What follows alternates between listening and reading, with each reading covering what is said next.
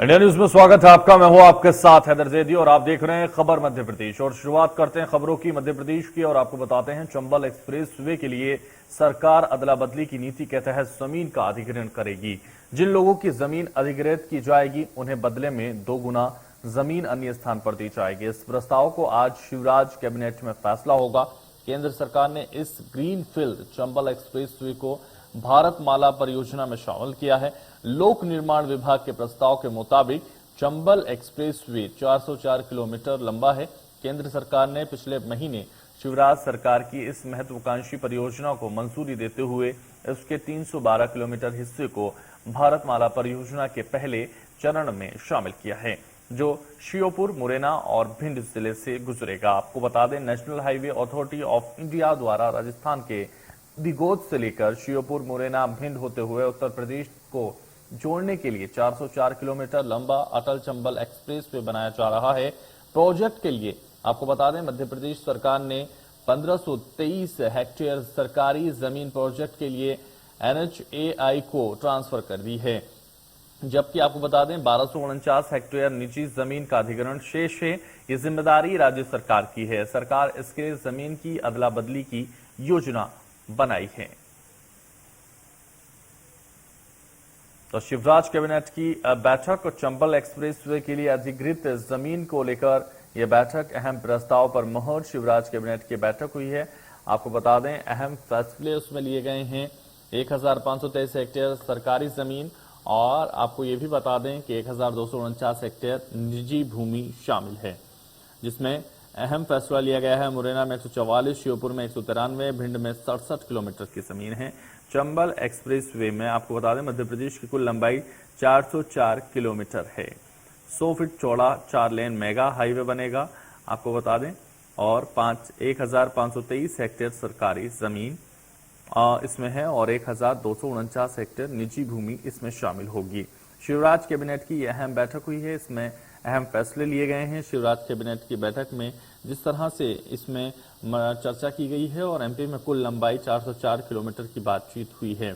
100 feet चौड़ा 4 लेन mega highway बनेगा। आपको बता दें 1523 हेक्टेयर सरकारी जमीन इसमें होगी और 1249 हेक्टेयर निजी भूमि इसमें शामिल बताई जा रही है। मुरैना में 144, श्योपुर में 193, भिंड में 67 है। और आपको बता दें, चंबल एक्सप्रेस वे के लिए अधिग्रहित जमीन के बदले में 2 गुना जमीन दी जाएगी। बाढ़ पीड़ितों को 6-6 हजार रुपए दिए जाएंगे। और शिवराज कैबिनेट की इस बैठक में अहम फैसलों पर चर्चा हुई है। तो एमपी में कुल लंबाई 404 किलोमीटर है। आपको बता दें, लगातार आपको बता रहे हैं, एमपी में कुल लंबाई इसकी 404 मीटर बताई जा रही है। 100 फीट चौड़ा लेन ये मेगा लेन बनेगा। आपको बता दें, चंबल एक्सप्रेस वे प्रोजेक्ट को अब हरी झंडी दे दी गई है। तो जिस तरह से 100 फीट चौड़ा 4 लेन मेगा हाईवे ये बनेगा, इसमें 1523 हेक्टेयर जमीन जो है वो बड़ी जमीन है। 1249 हेक्टेयर निजी भूमि इसमें शामिल है। और आपको बता दें, मुरैना में 144, श्योपुर में 193, भिंड में 67 किलोमीटर निर्मित होगा यह हाईवे।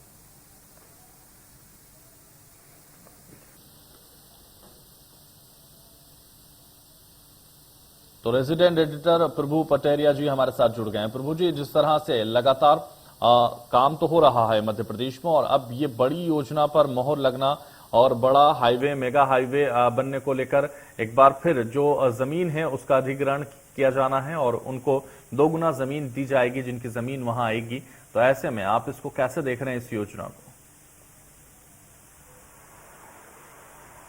हैदर, बिल्कुल ये शिवराज सिंह चौहान के एक तरीके से कहें तो ड्रीम प्रोजेक्ट है। जो पिछली सरकार थी उनकी, तब उनने इस प्रोजेक्ट को बनाने की घोषणा की थी, तब से इसमें काम चल रहा था। फिर बीच में सरकार बदल गई तो आर्थिक स्थितियां मध्य प्रदेश की देखते हुए इस मामले में थोड़ा सा विराम लग गया था। अब जब फिर मध्य प्रदेश में भाजपा की सरकार है, केंद्र में भाजपा की सरकार है, तो भारतमाला प्रोजेक्ट में इसको शामिल कर लिया गया है। और केंद्रीय मंत्री नितिन गडकरी ने अभी कुछ दिन पहले इसकी घोषणा की थी और इसका नाम अटल प्रोग्रेस वे कर दिया जाएगा। अटल जी के नाम पर ये इस एक्सप्रेस वे को बनाया जा रहा है। 404 किलोमीटर की लंबाई इसकी रहेगी। और एक इस एक्सप्रेस वे बनने के साथ ही एक बड़ी उपलब्धि यहाँ पर ये होने वाली है कि चंबल क्षेत्र में जो बीहड़ का इलाका है वहां पर उद्योग लगाए जाएंगे, उस क्षेत्र में अलग अलग रोजगार के अवसर सृजित होंगे। तो एक तरीके से कहें प्रदेश के जो उत्तरी अंचल है उसके लिए विकास की आधारशिला साबित होगा चंबल एक्सप्रेस वे। बिल्कुल, तो बड़ी आधारशिला के तौर पर ये आप जिस तरीके से सामने आएगा और इस बड़ी योजना और इस बड़े प्रोजेक्ट को करने के लिए कहीं ना कहीं मध्य प्रदेश सरकार की पीठ थपथपाई जाने वाली बात भी कही जा सकती है। साथ ही इससे कितना फायदा लोगों को नजर आएगा यहाँ।